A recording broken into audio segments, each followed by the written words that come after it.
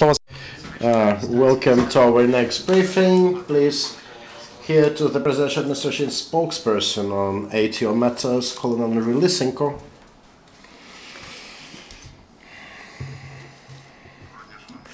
Good afternoon, dear colleagues. We will start with the breaking news.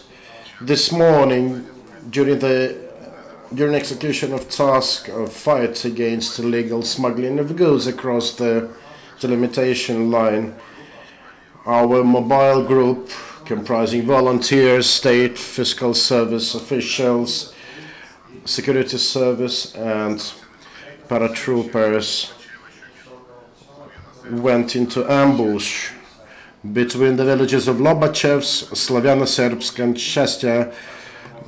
Their way was mined, and an enemy sniper worked against them. Reinforcements were sent to the conflict spot, owing to correctly organized defense. The enemy forces were compelled to roll back behind Seversky Donetsk. Unfortunately, the ambush left a volunteer and a SFS employee dead. 4 more military servicemen of Ukraine were wounded. In Lugansk direction,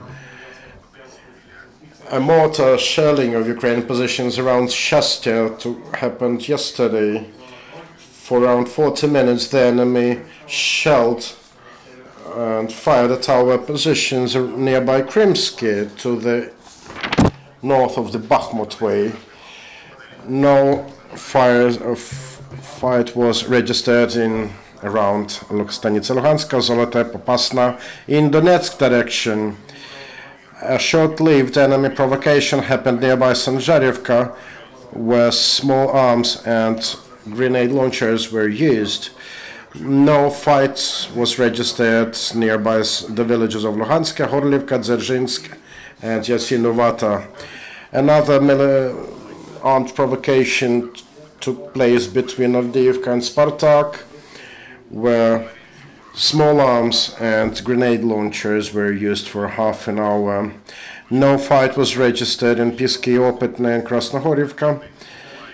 In Marienka, there was a one-time small arm use accident.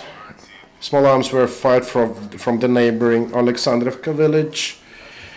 No fight was registered to the south from Marienka, well, to the Azov Sea. 3 drones were registered in the ATO area.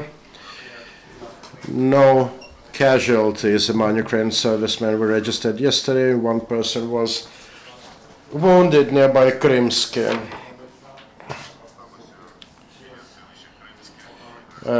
It happened nearby Krymsky, Novodarsk district of Luhansk region, owing to successful and consolidated work of the local government in Donetsk and Luhansk Oblast, together with efforts of our special services and diplomats, as well as those from OSCE and Joint Military Control Center.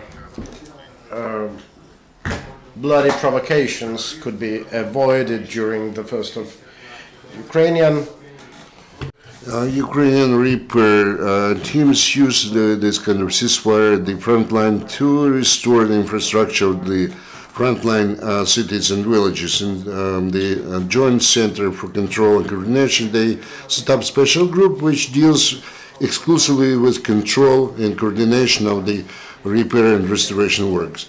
Over the last months, the center received over 200 application requests for the repair of the overhead lines, power lines. Also, they carry the work in the section Kurdimivka, Mikitivka, near Gorlovka, the railway tracks. The law enforcement of Ukraine, the Kramatorsk, detained a former militant, the 18-year-old guy during the occupation of the city, joined the forces of DPR, just to get some money. They actually promised him to pay good money, and also he resided in the same checkpoint. Also, he took care of some specific task in the House of the Occupied Executive Committee. He was provided uniform with the insignia of the Ukrainian servicemen. His task was to drink alcoholic drinks and to behave in such a way as to discredit the IETO forces.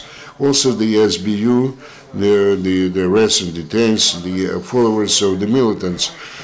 One of the informer of the illegal armed forces was detained in the Alexandrovsky district of Donetsk region.